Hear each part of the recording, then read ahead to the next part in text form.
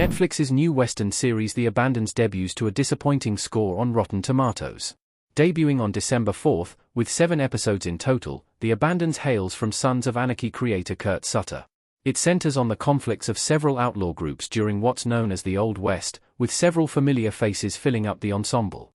The Abandons cast is led by Gillian Anderson, best known for The X-Files, and Game of Thrones alum Lena Headey, with Nick Robinson, Diana Silvers, Aisling Franciosi, Lucas Till, Lamar Johnson, and Natalia Del Riego also starring in the tense drama.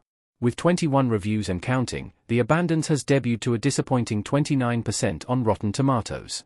The audience score is roughly the same, currently sitting at 37%.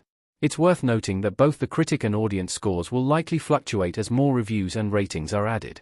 Set in Washington Territory in 1854, The Abandons follows 2 very different matriarchs.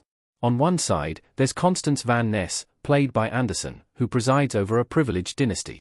On the other hand, there's Fiona Nolan, Headey, as she protects a makeshift family of orphans and outsiders.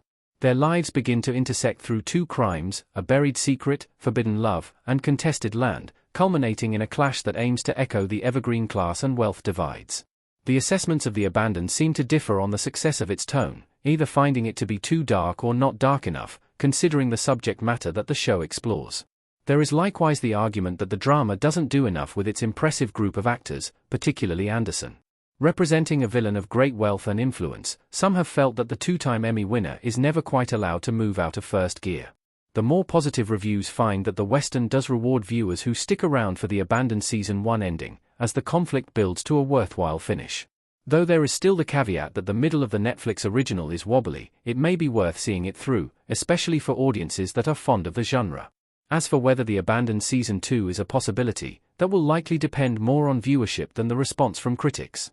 If the Western ends December on a strong note for Netflix, then it'll likely be back in one form or another.